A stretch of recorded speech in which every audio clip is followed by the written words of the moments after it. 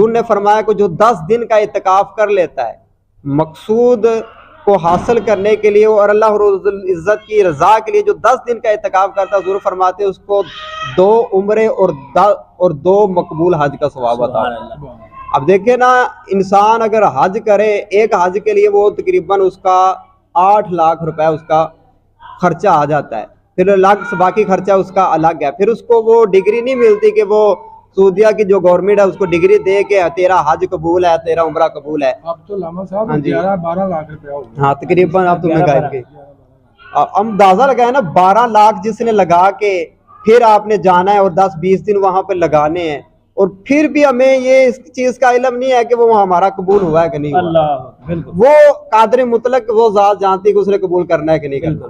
بے شک آپ لاکھوں کروڑوں روپے لگا دیں، اس ذات نے قبول کرنا ہے، مگر اعتکاف کے لیے حضور صلی اللہ علیہ وسلم نے فرمایا کہ جو خالصتاً اللہ کی رضا کے لیے جو اعتکاف کرتا ہے 10 دن کا، اور ایک اس میں یہ ہوگی تو اس کو لیلۃ القدر مل گئی، 1000 مہینوں کی عبادت بھی مل گئی۔ دوسرا اس کا فائدہ یہ ہوا، حضور نے فرمایا کہ 2 مقبول حج اور 2 مقبول عمرے کا اس کو ثواب دیا جاتا ہے۔ جو اعتکاف جو کیا جاتا ہے وہ رمضان مبارک کے 20 رمضان مبارک کو مغرب کی اذان سے پہلے مسجد کے اندر جو مرد حضرات ہیں وہ مسجد کے اندر وہ بیٹھیں گے، اور بہتر یہ ہے کہ اس کے لیے پردے کا اہتمام بھی کیا جائے۔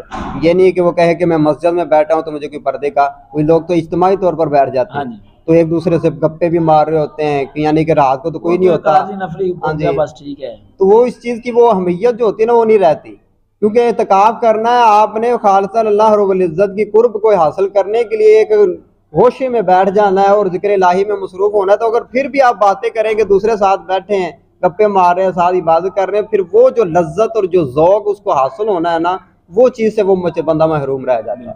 تو مطلب ہے کہ کوشش کرے کہ وہ ایک گوشہ نشینی اختیار کرے، اور اگر وہ مسجدوں میں 10 یا 15 بھی اگر بیٹھے ہوئے ہیں تو وہ بھی پردے کا اہتمام کر کے اپنی عبادت کرے۔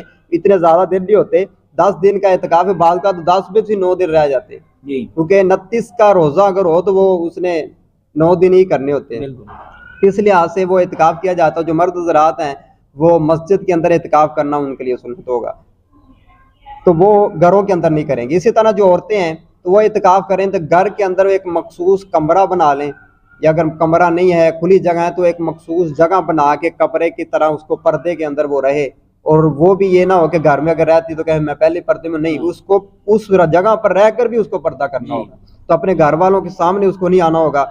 تو اس لیے یہ ضروری ہے کہ وہ علیحدہ گوشے میں بیٹھ کر وہاں سے وہ ذکر و ذکار کرے۔ تو اعتکاف ایک مقصد یہ ہے کہ یہاں پر ایک اور روایات میں بیان کیا گیا، اس کو فائدہ اب کیا ہوتا ہے۔ اعتکاف کرنے کا جو مین اس کا مقصد بھی واضح ہو گیا، اہمیت بھی واضح ہو گیا۔ اب یہ اعتکاف جب بندہ کرتا ہے اس کو اور اس سے زیادہ اس کو فائدہ کیا حاصل ہوتا ہے۔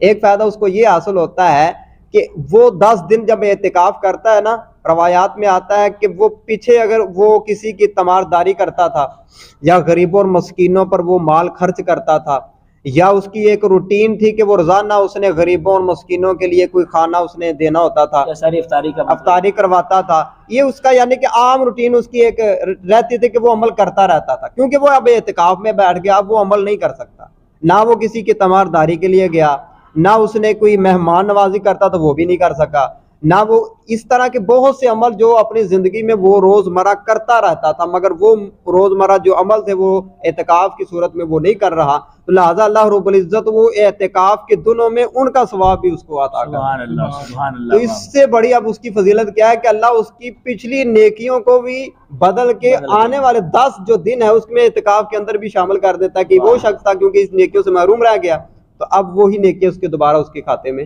ڈال دی جاتی ہے۔ تو اس سے بہت بڑی فضیلت ہے۔ تو ہمیں چاہیے کہ اب اعتکاف کی اب دیکھ لیں کہ اعتکاف جو ہوتا ہے ایک ہوتا ہے واجب، ایک ہوتا ہے سنت، اور ایک ہوتا ہے نفل۔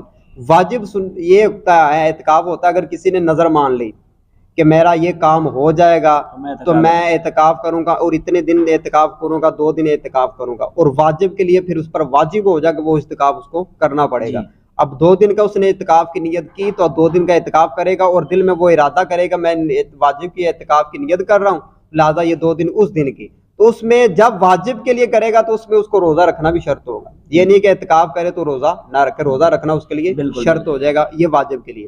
اور دوسرا اعتکاف ہوتا ہے نفلی. نفلی جیسے عام روٹین میں آپ مسجد میں داخل ہوتے ہیں تو آپ نیت کر لیں نویت سنتی علی الاعتکاف، میں اعتکاف کی سنت کی نیت کرتا ہوں. تو آپ مسجد میں داخل رہیں گے جب تک آپ نماز بھی پڑھتے رہیں، ذکر بھی کرتے رہیں، قرآن پاک کی تلاوت کرتے رہیں.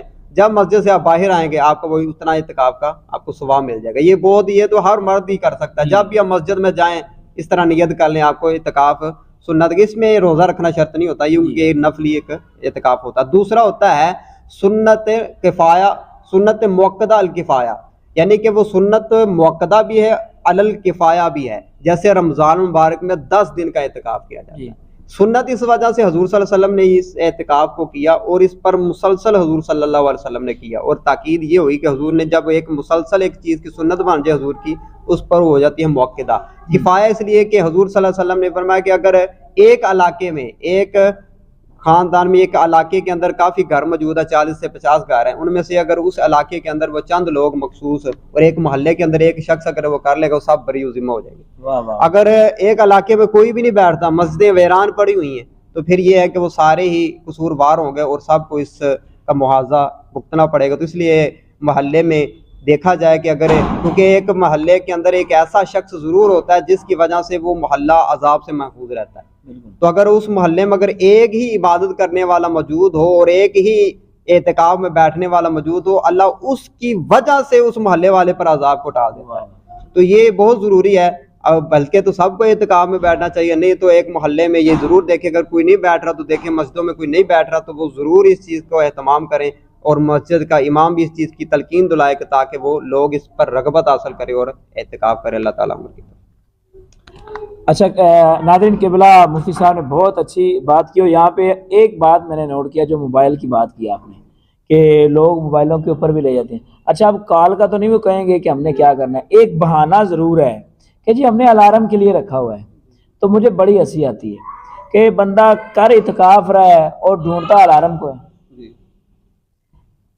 اعتکاف کی نیت سے مسجد میں جا رہا ہے اور ساتھ کہتا ہے الارم کا تو بہانہ ڈھونڈ رہا ہے. جب اعتکاف کرنا ہے تو الارم کی تو ضرورت نہیں ہے، راتوں کو عبادت کرو، دن کو اپنی نیند پوری کرو. اب تو ویسے ہی الارم کا جو بہانہ نہیں رہ جاتا، آپ سالن والی گھڑیاں لے آئیں. نہیں ایک بات کر دوں، اگر ایسی کئی جگہ پہ ہو کہ جو یہ ہوتا ہے، پہلی تو بات یہ ہے کہ آج کل 4 سے 5 لوگ تو بیٹھتے ہوں گے مسجدوں کے اندر، ٹھیک ہے. کوئی ایک وہ کچی دیہاتوں میں کوئی رہ گیا ہو کہ ایک بندہ بیٹھا، جب پہلے وہ ہوتا تو ایک بندہ بیٹھا کرتا تھا تو وہ شاید وہ ہو جائے. آپ تو الارم کی واچ لگی ہوئی ہیں، یا میں ایک چیز کہتا ہوں چلو جی وہ اس نے کہہ دیا، لیکن میں یہ کہنا چاہتا ہوں اس میں الارم کی ضرورت نہیں رہتی. کیوں؟ جب راتوں کو ذکر و عبادت کرنے کا کہا گیا ہے، دن کو اپنی نیند کرو. اور میرا تو ایمان یقین ہے کہ اعتکاف میں بیٹھے جتنا بندہ کم سوئے گا اتنے اللہ تعالیٰ درجے بلند کرے گا، اتنا اجر زیادہ دے گا. جتنا آرام کم کرے گا اتنا اجر زیادہ ملے گا. اور ایک اور چیز ناظرین جو قبلہ مفتی صاحب نے کہا کہ اپنے آپ کو چھپانا چاہیے. اعتکاف کا مطلب ہوتا ہی ہے کہ چھپ کے عبادت کرنا. اور آج سے کوئی 10-20 سال پیچھے چلا جائے، یا ہم نے تو کم دیکھا ہے، استاد نے زیادہ دیکھا ہوگا، شاہ صاحب کے جب اعتکاف لوگ کرتا تھا کوئی بندہ تو جو مسجد سے یعنی کہ اپنے وہ خیمے سے نکل کے وضو کرتا تھا تو اس کا کوئی دیکھ نہیں سکتا، اس کے چہرے کو کوئی نہیں دیکھ سکتا تھا. نماز پڑھ رہا ہوتا تھا تو کوئی چہرہ نہیں دیکھ سکتا تھا، ٹھیک ہے. تو یہ چیز ہے. کیوں؟ کیونکہ دیکھیں آج تو اللہ ماشاء اللہ ہم اپنے علاقے میں دیکھیں تو وہاں سے بھی وہ ختم کر دیا گیا خیمہ، تو وہ لوگ جی بیٹھ گئے جیسے مفتی صاحب نے، لیکن وہ غلط طریقہ ہے. اجتماعی بھی کرو لیکن خیمہ لازمی، کیونکہ یہ اعتکاف جب کرتے ہیں نا تو ایک روحانیت چہرے پہ ہوتی ہے. اب ظاہر دوسروں کی نگاہیں آپ کے چہرے پہ پڑتی رہیں گی، وہ جو نور جو روحانیت اللہ تعالیٰ نے آپ کے چہرے پہ ڈالنی ہے نا تو وہ اس چیز سے بندہ وہی میں کہہ رہا ہوں. دیکھیں مفتی صاحب نے ماشاء اللہ وضاحت کر دی ہے. وہی میں کر رہا ہوں کہ وہ ایک چیز ہوتی تھی وہ چھپا کے رکھتا تھا، ٹھیک ہے، اور وہ اپنے خیمے بیٹھا رہتا تھا. اگر تو صف اس کے خیمے کے قریب آ گئی ہے تو وہ پردے کو اوپر کرتا تھا اور کر لیتا، ٹھیک ہے، نہیں تو وہ باہر نکل کے آتا اور صرف فرضی نماز پڑھتا، باقی ساری اپنی خیمے میں پڑھتا. یہ ہم نے بچپن میں دیکھا. اور آگے میں جو بات کرنے لگا ہوں کہ جو خیمہ بس یہ آ گئے بس نیت کر لی، نہیں یہ نہیں ہے. حضرت امی عائشہ صدیقہ فرماتی میں نبی علیہ السلام کا خیمہ خود جو ہے میں وہ سیاہ کرتی تھی، وہ کپڑے کا نہیں ہوتا تھا، وہ کوئی ایسا کپڑے تھا جہاں سے ہوادار بھی ہو.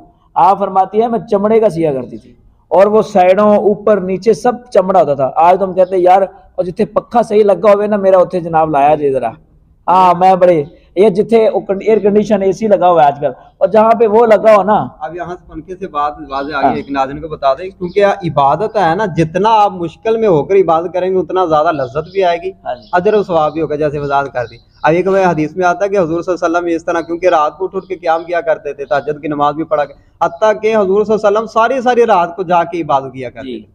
پھر تو حضور صلی اللہ علیہ وسلم جب اتنی عبادت کرتے ساری رات بھی نہیں سوتے, تو پھر تو قرآن نے بھی کہہ دیا یا ایھا المدثر قم اللیل الا قلیلا, اے چادر کو اوڑھنے والے. حضور نے فرمایا, اللہ تعالیٰ نے فرمایا کہ ساری رات کیوں جاگتے ہو, تھوڑا سا آرام بھی کر لیا. یہ تھا کہ حضور صلی اللہ علیہ وسلم جب ایک دن نا حضرت عائشہ صدیقہ نے آپ کا جو بستر تھا وہ تھوڑا سا نرم کر دیا, جیسے ہوتا ہے نا کہ اب ہم گدے کے سوئیں گے, آج بہت سکون سے سوئیں گے, اس طرح نرم ہوا جس کی وجہ سے حضور کو اٹھنے میں مشکل پیش آئی. تو حضور صبح بیدار ہوئے تو حضرت عائشہ صدیقہ کو بلایا کہ یہ کیا آپ نے بستر کس نے نرم کیا؟ آپ نے فرمایا کہ میں نے.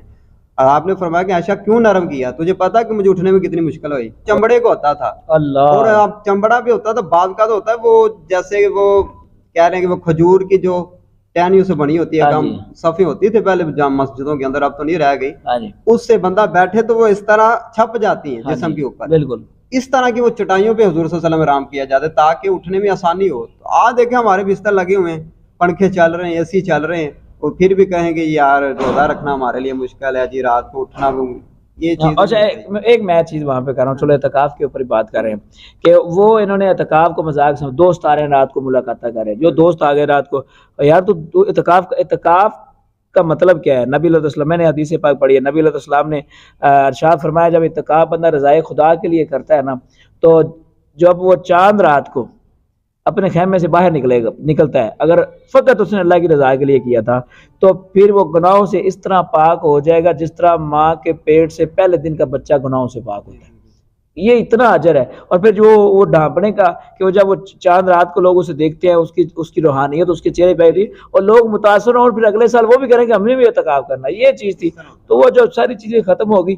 ناظرین یہ چیز لازمی تھی, ضروری تھی جو ہم نے آج کی ہیں, اور ٹائم لمبا نہ ہو جائے, بس اتنا کہوں گا اللہ تبارک و تعالیٰ سے دعا ہے کہ جتنے لوگ اعتکاف کی نیت کر رہے ہیں اور اعتکاف کر رہے ہیں کل کو, اللہ تعالیٰ انہیں جو ہے نا پورے قوانین اور طریقے سے جو ہے نا اعتکاف کے دن گزارنے کی توفیق عطا فرمائے. بہت شکریہ مفتی صاحب کا.